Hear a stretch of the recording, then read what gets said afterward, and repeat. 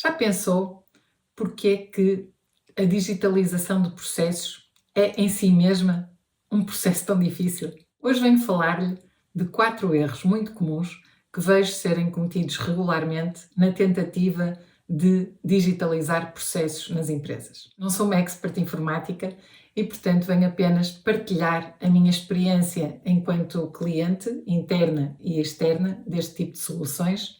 Imagino que essa também seja a posição de muitos de vocês que me estão a ouvir.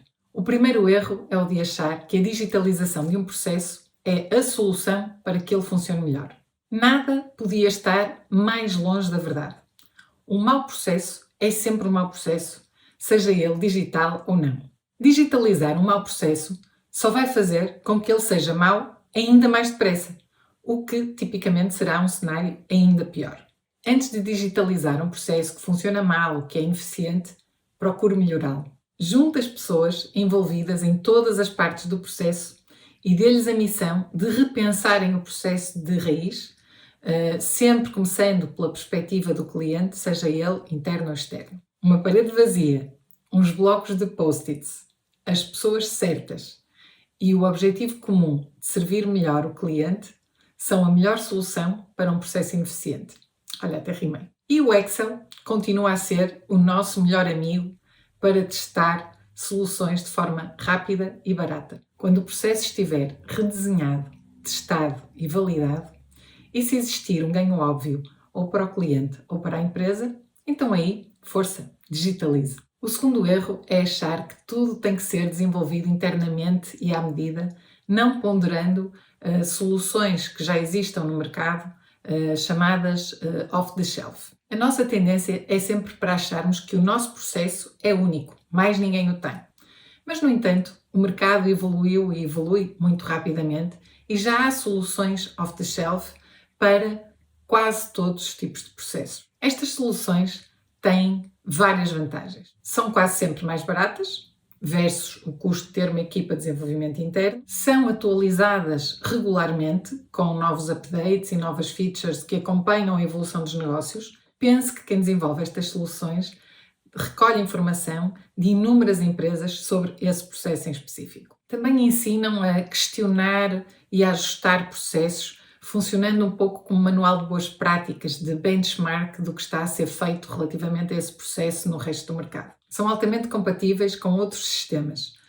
Muitas funcionam em plugin com a maioria dos sistemas conhecidos, reduzindo ou até evitando custos de integração. E são fáceis de substituir ou de evoluir quando o processo necessita de ser alterado. A mudança é cada vez mais rápida e a agilidade e flexibilidade dos processos está muito condicionada pelos sistemas que os suportam. Além disso, ter tudo feito internamente faz com que, sempre que há necessidade de um upgrade ou de uma mudança, tenhamos que gerir as prioridades internamente e esperar um tempo que muitas vezes pode ser prejudicial para o negócio. É por causa deste tempo de espera e também muitas vezes pelos custos incomportáveis dos pequenos desenvolvimentos que necessitamos, que nascem o que eu chamo de cogumelos nas empresas, que são aqueles pequenos desenvolvimentos feitos internamente nas equipas por um recurso que sabe programar em Access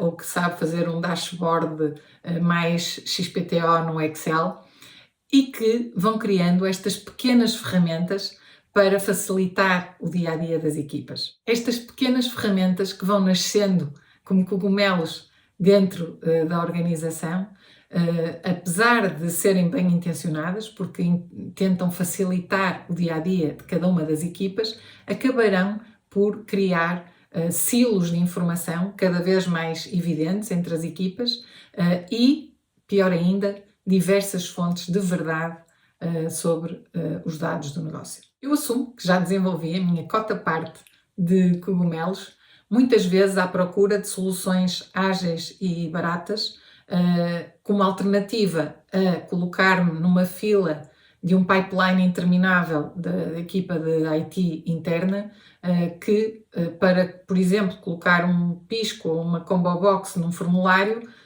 me estavam a dar um timing de desenvolvimento de 2 ou 3 meses, porque naturalmente estava atrás uma série de outras prioridades. O problema é que quando a empresa dá conta, já tem uma panóplia enorme de dezenas ou até centenas de pequenos ficheiros e de pequenas aplicações que não falam entre si, que dificultam os fluxos de informação entre as equipas e que, no limite e no longo prazo, acabarão por ter enormes custos de tempo e de recursos. O terceiro erro muito comum é sermos vítimas da frase mais cara de todos os tempos. O já agora.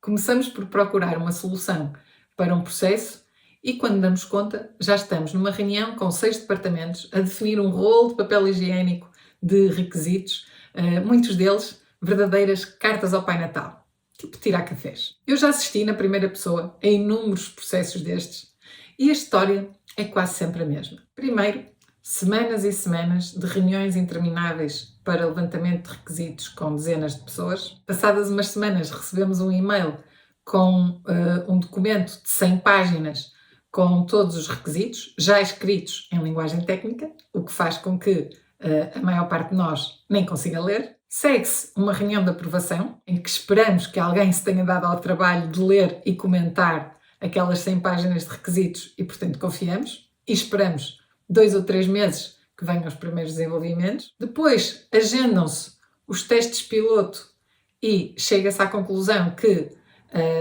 ou faltam requisitos, ou houve requisitos mal definidos, ou alguns deles não funcionam e ainda nos lembramos que há alguns que gostaríamos de acrescentar. Após vários meses neste ciclo vicioso, chegamos à conclusão que ou já não vale a pena, porque entretanto o processo mudou, ou é melhor e mais barato comprar uma ferramenta do mercado. Às vezes, e num cenário ainda pior, implementa-se à força.